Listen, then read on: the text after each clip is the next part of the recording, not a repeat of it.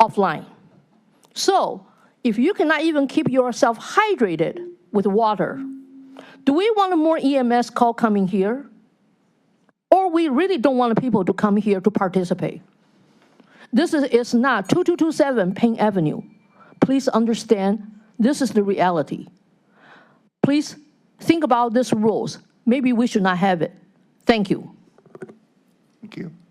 Any other comments? That concludes our public comment. Okay, thank you. Is there been an opportunity by everybody to look at the minutes from the last meeting? Is there a motion to approve the minutes? Second. Been moved and seconded. Any discussion? Hearing no discussion, all in favor of approval of the minutes of the previous meeting, say aye. Aye. Any opposed? The minutes are now been approved. We have one matter to come before the committee. Please read it in the record. Resolution 2023-0247, authorizing an economic development loan in the amount not to exceed $2 million to 2168 West 25th Street, LLC, for the benefit of a mixed-use real estate redevelopment project for property located at 2168 West 25th Street, Cleveland, Ohio. And then just for my own purposes, could you read the number again as far as the amount not to exceed? In the amount not to exceed $2 million. Okay, my ears did not hear that number, and it's 75. Perhaps it was the listener, not the reader. Please, is there somebody here on behalf of the executive's office to speak on behalf of this? Yes, Anthony Stella with the Department of Development, and is the PowerPoint on there? Okay, I'm going to wait for the PowerPoint to come up on there. I'm here to discuss the project 2168 West 25th Street, LLC. This is a redevelopment project in Cleveland's Ohio City neighborhood. Okay, we've got it up. There it goes, okay. You're looking at the project site right there, where there's the little red mark. Just south of, a couple blocks south of the West Side Market in the Ohio City neighborhood. And this project will help to build off development there in Ohio City along West 25th. It's a strategic location right near the entertainment district there.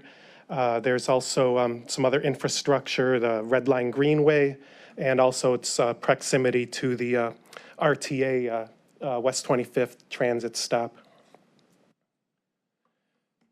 The project is being developed by 2168 West 25th Street LLC, which is a single-purpose entity just created for the development of this project. The LLC behind it is AJA PBJR LLC, which is part of the MRN Group, who are well-known developers. And Ari Marin is here, and he can speak later regarding the project. But as we see here, it's called Carriage Company. The original use of this property, it was the original location of the Roush and Lang Carriage Company. It was part of Cleveland's early industrial development. They were involved in building carriages and electric automobiles in the late 19th century. They continued in business and material handling up until about the first half of the 20th century. But most recently, the building has been known as the Voss Aerospace Building, which was there just until a few years ago when they relocated to the city of Berea. They had needed newer space, more space, and some more modern space. So now, we have a vacant building here, which, doesn't really lend itself to industrial use. It's multi-story. So the developer is proposing a mixed-use development, and as you see here, the development will include residential with 92 apartments, 84,000 square feet of retail and entertainment space, 17,000 square feet of office, and there's also some surface parking that will be located behind the building, and this is a very strategic location within the city. Some of the other projects that this developer has worked on, their family had redeveloped East 4th Street, the Uptown Project in University Circle, and also the United Bank Building, among many other projects throughout the city. The United Bank Building being right on the intersection of 25th and Lorraine Avenue on the southwest corner. The county's proposing a loan which was reviewed by the CCCIC Loan Committee at the July meeting. And it was reviewed a $2 million loan at 5.5% interest. We're looking to do 3 years interest only to match the terms of the senior lender and to match with the construction period. We would do a 15-year term based on a 25-year amortization. This fits into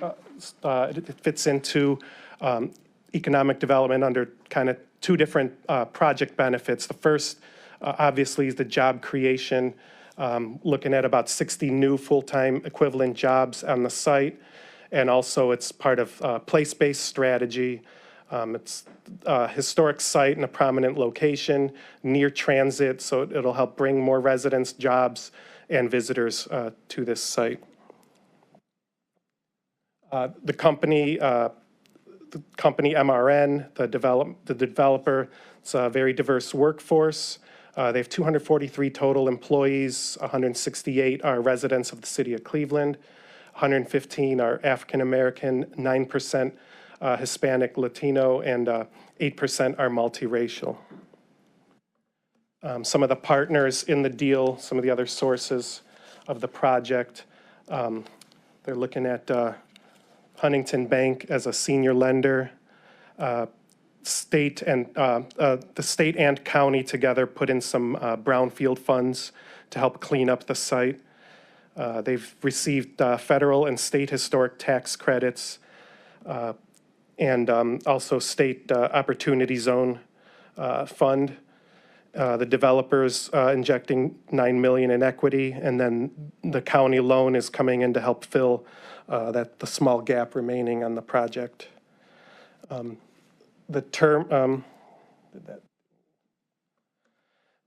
terms of the debt that are ahead of us and our debt are shown above. $44 million from Huntington Bank. That the interest rate during construction would be about 8.3. The permanent at about 7.5. And you can see the terms. There are 3 years for construction, which we mirrored, and they're doing a 7-year term based on 30-year amortization. And then there'll be a bridge loan to bridge the tax credits that are coming in, because the tax credits come in over a phased period.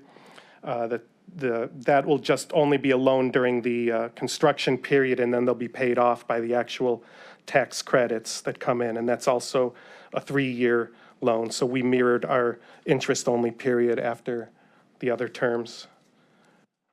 The pro forma here was reviewed by our loan committee, again, at the July meeting.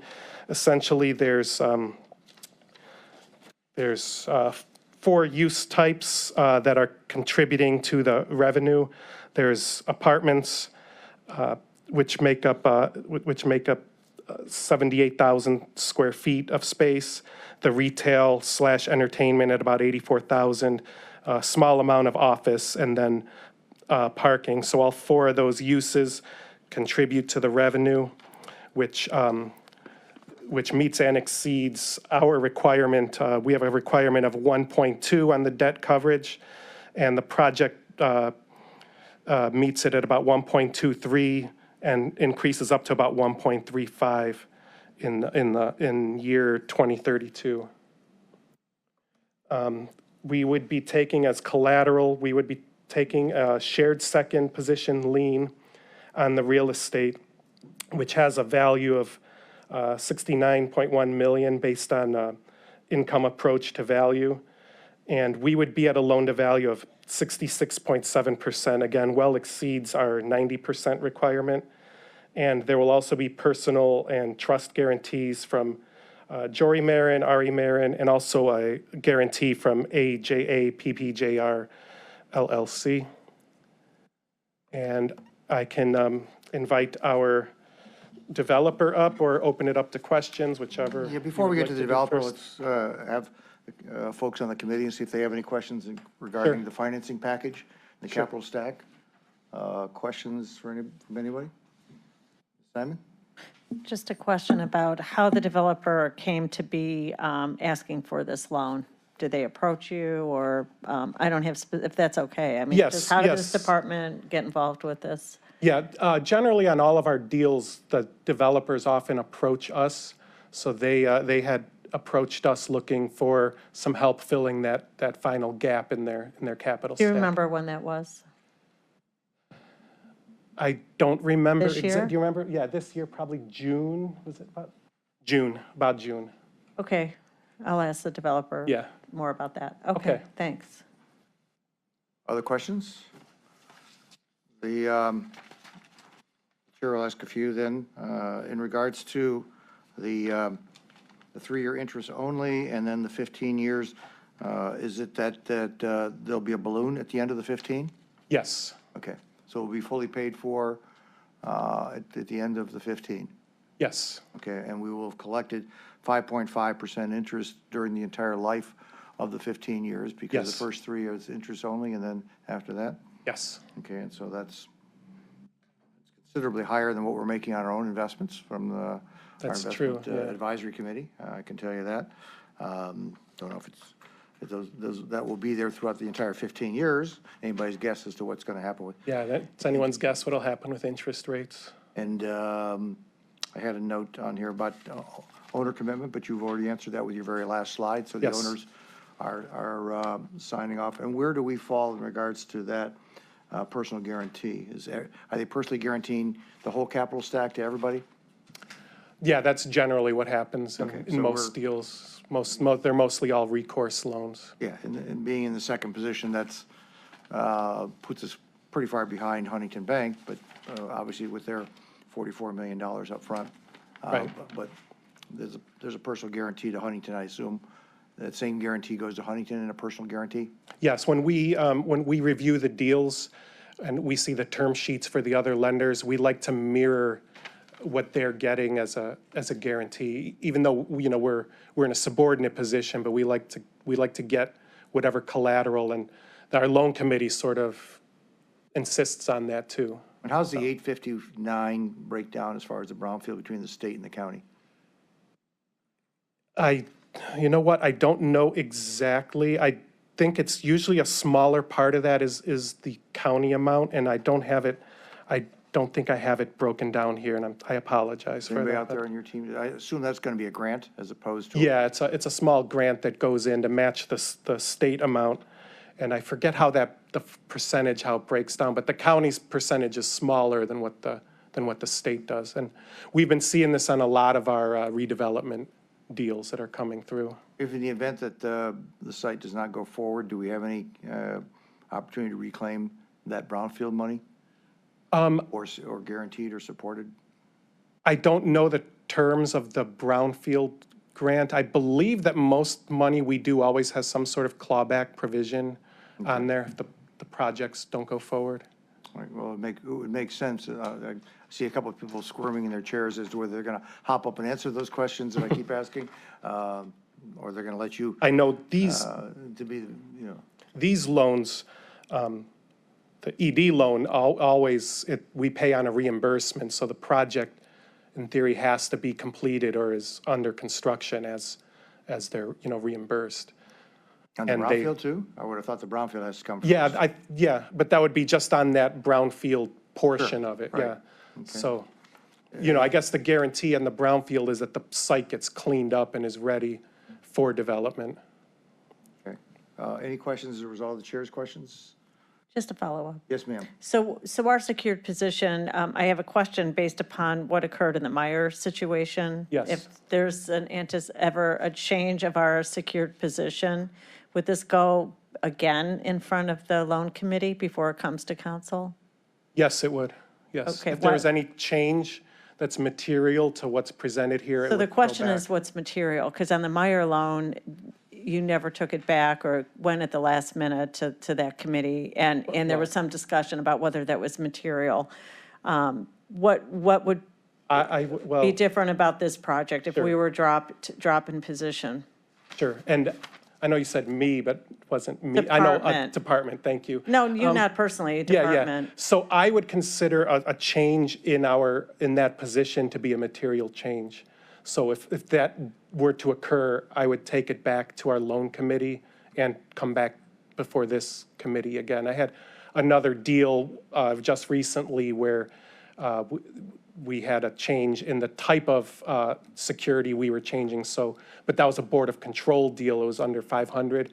So I took it back because it's just easier to amend it, get a new resolution, and then everything ties together neatly. I appreciate that. Other questions? Okay, could we hear from the developer and Sure, and find out about this exciting project? sure. There's Ari Marin. Thank you, and thank you all for being here. It was the same at Loan Committee. We were the only thing on the Can you agenda. state your name for Sorry, the you have to record, put your please? name on the record. Oh, I'm Even though sorry. you've been introduced, yeah. Ari Marin, first name is A-R-I, last name M-A-R-O-N. Thank you. It was the same thing at Loan Committee. They got up at 8 in the morning, and we were the only thing on the agenda. So I really appreciate everyone being here for our project. I think the biggest, it was in the spring that I contacted the Director of Economic Development. And I did so in large part because the challenge we've been having is really twofold. The easiest one to understand is obviously interest rates have been going up dramatically. And so when we first put together the pro forma, we were anticipating the first position loan to be at about 5.5% interest. As we stand here today, we're probably looking at about 8% interest. So obviously that created a bit of a gap in the project. The other thing that's been happening, not in Cleveland as much as across the entire country, is obviously commercial real estate.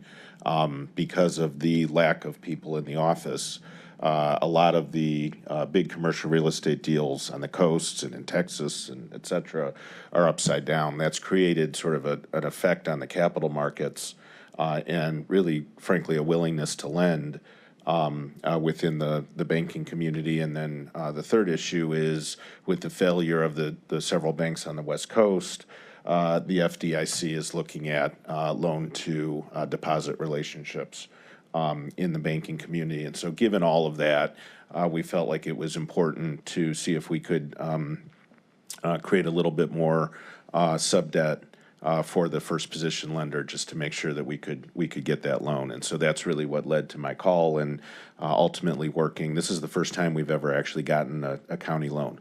You don't have it yet, sorry, I don't mean, this is the process. So. It's the first time I've ever been here. There you go, and welcome. Thank you. It's a very nice room. It's a lot newer than Cleveland City Hall. And so, this is a little bit new for us, but it's been a really positive experience working with the economic development folks at the county.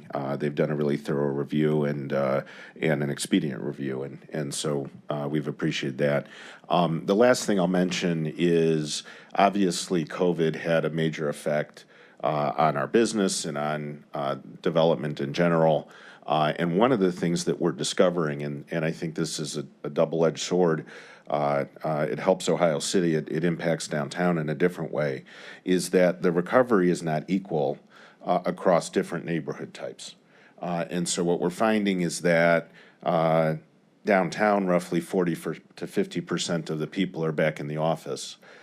In neighborhoods that are highly amenitized, frankly, a little bit lower in scale in terms of the height of the buildings and things of that nature, we're seeing 70 to 75% of people back in the office. And so that means it's important in our mind to invest in neighborhoods like Ohio City, University Circle, Detroit Shoreway, some of the neighborhoods that are more highly amenitized and more human scale. We also have to come up with a solution, obviously, for the Central Business District, which impacts us over on East 4th Street. And that's really why we're looking at the designated outdoor refreshment area. It'll be the first one in the city on East 4th Street. And trying to do some public realm improvements and figuring out ways to get people to come back downtown. So for this project, it's really about how do we create a neighborhood that Gen Z, a little bit of millennials, empty nesters, folks want to be in a place where you can walk, take transit, take the Red Line Greenway, and have the amenities, the West Side Market, St. Ignatius, have the amenities and the hospitals that create the type of neighborhood where people will come back to work. So that's really the goal. Okay. Thank you for sharing that. Members of the committee have questions? Ms. Simon, I think you. Just to follow up, Yeah. yeah, I appreciate that. So you've done work for up to UCI before? Is that one of your prior projects? Yeah, so we actually won an RFP back in 2006 that UCI and Case Western put out, and ultimately bought the land and developed the Uptown development there. And so how did you know about the county opportunity to get a loan from the county? You said it's the first time you've been here and applied. How did you find out about this opportunity? I read about it in the newspaper. A recent newspaper, or when? Yeah, did it was appear? on cleveland.com. I can't remember which project it was, but it talked about a county loan that had been given to that project, and it mentioned that the economic development director might be the contact, and so I literally picked up the phone and called the number for the economic development director, and we talked, and that led to this process. Okay, thank you. Mr. Tuma? All right, thank you. What kind of jobs do you envision? It said there were 60 new jobs. What types of jobs are we talking about? Are they full-time, minimum wage? What are we looking at? So there'll be full-time equivalents. Some will be in hospitality. This does not include the construction jobs that build the project. So these are the full-time stabilized jobs. Hospitality, everything from managers to kitchen workers to waiters and waitresses. We are going to be moving our offices from downtown over to Ohio City. And so MRN will now be headquartered there. We're in the process of getting a loan through an EB-5 program to take our floor of office downtown and convert it to residential. We just finished, we're almost done, we've got 4 left. We built 15 condominiums in former office space in downtown. It was the first condominium development downtown in 15 years, and they've actually sold slowly, but they've sold. And so we're going to keep going with that program downtown and move our office to Ohio City. So it's a combination of those types of things. We're also studying co-working as an opportunity. Candidly, a lot of the co-working folks haven't figured out how to monetize the concept, but we're looking at that. And you're still getting, there's still I guess, a request for housing downtown or in Cleveland? Still a popular, because I know it's been a couple years that we've been getting a lot of people coming before this body and saying they're doing residential properties, and just wonder what the market is for that sort of thing right now. Yeah, I mean, multifamily is still doing well across the whole country. Actually, it's probably the one sector that is financeable at this point. In Ohio City, we're seeing some of the highest rents in the city. We purposefully, when we do our multifamily developments, we try to price under the market. So across the street is the Intro project. They're pricing about $3.05 a foot. If you look at our pro forma, we're about $2.25 a foot. And we did the same thing on East 4th Street. We did the same thing at Uptown. We really try to drive occupancy over a rental rate and be somewhat conservative in terms of Okay, that. and then assuming all the financing goes through, what is the estimated start date and completion date of the entire project? Start will be first quarter next year, and it takes about 18 months to build it. All right, appreciate it, thank you. Thank you. Thank you. One of the always problems is the chair, when you ask everybody else to ask the questions, a lot of your questions are already get asked, so it speeds up the process. But your type of tenants, are we talking about, this is market rate tenants? For the multifamily, yeah, we're looking at market rate. We're looking at workforce housing. And then the other thing I'd like to study is whether we can do a couple of 55-plus floors. That's the one thing that you can designate, is that you're only going to lease to people over 55. So we're studying whether there's a market for that as well. Young people. Yeah. Right, exactly, yeah. Actually, what happened was my parents lived downtown for 15 years. Okay. And they just moved to Judson, to the, what do they call it, independent living at Judson. And there's just not a lot of opportunities for baby boomers to stay in the city and have independent living with transit and parks and, you know, the West Side Market, all those types of things. So But this is not low-income housing, this is not subsidized housing, no, this is going to be market yeah. rate. market rate and then potentially some workforce housing. Okay, and you indicated there's 84,000 square feet of retail. What kind of retail are we looking at here that's going in? I know I heard a little bit of hospitality, I assume that's what you're talking about, which is probably food service and things like that. What other, do you have any brands? Do you have any tenants? Do you have anything like that that you're at liberty to speak about at this point? We're very, very far down the road with a couple of tenants that I don't want to put on the public record. Sure. But they're food and beverage tenants, they're entertainment tenants. We call them entertainment tenants now. And then we're also in conversation with soft goods retail tenants. Exhibition has been our tenant for a long time on West 25th and has been doing very well. So we'd like to see if we can get more soft goods into Ohio City and into Cleveland in general. You indicated you're moving your corporate offices over to the West 25th area. Are they moving specifically into this property? Are Yes. you- Okay, I wasn't sure, I didn't hear that. I heard you're moving over there. I didn't hear the commitment that you were actually going to be a resident within there, which makes a public statement. Obviously, your desire to keep it clean and neat and progressive is going to be very, very important because you're going to be living there. That's going to be one of your business home. And just curious, you said City of Cleveland was not quite as clean and new as this when you went there. Did that mean did you go there for a loan on this property too? Not on this property. We've done a lot of business with the city over the years, obviously with all the city projects, but on this property, they're supplying a residential tax abatement. But that's all at this point that we've asked them for. Okay, so you didn't ask them for something and it was turned down or anything of that nature? No. Okay, all right.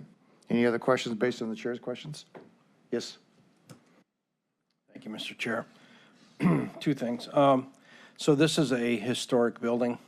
Does it stay the way it is right now and you build to make it suit your needs? Or is there going to be some destruction of some of it and rebuild, or how does that work? So the building was built between 1890 and 1960. The vast majority was built before 1945. I bring that up because the way that the tax credits work is that the state creates what's called a period of significance. And that everything that is before 1945, which is that date, the period of significance, has to meet the Secretary standards for adaptive reuse in order to get historic tax credits. So all of the pre-1945 buildings will meet those standards. It won't be exactly the way they are because we'll have to put storefronts in for the restaurants and the retail and things of that nature, but they'll meet those standards. The post-1945 buildings we're studying now, whether we keep them or whether we build new buildings in those areas, it's maybe 10% of the square footage of the project. Okay, and where this is located, I'm not a downtown guy, I'm not a West 25th guy. How long of a walk would it be from the areas of 25th Street right now that are so popular with the small, bars and so forth down there to reach this location for, evening strolls? So it's a good question. And what's happened over the last couple of years is that the energy has been creeping from what we call north of Lorraine, which is what you're thinking of, Market Garden and Town Hall and all those places. It started to creep south of Lorraine. And a big part of that was the Intro project, which is the 11-story multifamily project at the corner of Lorraine and 25th. That started to bring that energy down, and then we've been doing a lot of work. This Voss project is the second block that we've been working on in Ohio City. We also own almost everything between Lorraine and Chatham, just north of it. So between that purchase, we have about 750,000 square feet that we're doing Intro, and then their future phases are across the street. So there's becoming a lot of energy there. I think the other thing that is important is that we have an agreement with the RTA to develop along Columbus Road, develop a new station, and hope to connect Duck Island, which is that area on the east side of Columbus Road, really a burgeoning neighborhood there, and Tremont back to Ohio City. And the challenge of that is obviously the railroad tracks are the kind of the gash that keeps those neighborhoods separate. So we've been working with RTA on how to connect Tremont, Duck Island, Ohio City, and create really probably the most dynamic neighborhood in the state of Ohio. And in so doing, in my mind, we create the type of place that can compete for young workers in a post-COVID environment. The reason I asked was, you're talking about the over 55 crowd that you'd like to rent to in some of those. Well, I definitely fall into that. And if my wife and I want to go somewhere, she's somewhat disabled, needs knee replacements and isn't doing it. So she can't walk very far. I can't walk very far. So I'm just curious how all that would tie together for, people that wanted to do that whole stretch. No, I think and again, I think it's, in my mind, it's creating an environment where, and I know this sounds crazy, but I personally think that the most important piece of infrastructure in the region is the Red Line, because it connects the airport to the two largest employment centers in the region. And I've thought for a long time that the future is having public transit that works, because my parents, I really don't want them driving all over the place anymore. So if we can have, they're getting the new rail cars at RTA, if we can have good transit, there's a proposed bus rapid transit running down West 25th from, really from the lake all the way to the zoo. And so there'll be bus rapid transit there tying into the Red Line, tying into Uber and Lyft drop-offs. One of the nice things about controlling that much frontage along 25th is that we can program some of the newer ways that people move around, shared ride, bicycles, things of that nature, and really have an environment where it's not completely car-driven, it's not completely pedestrian, it's how people move around now. Thank you. Thank you, Mr. Chair.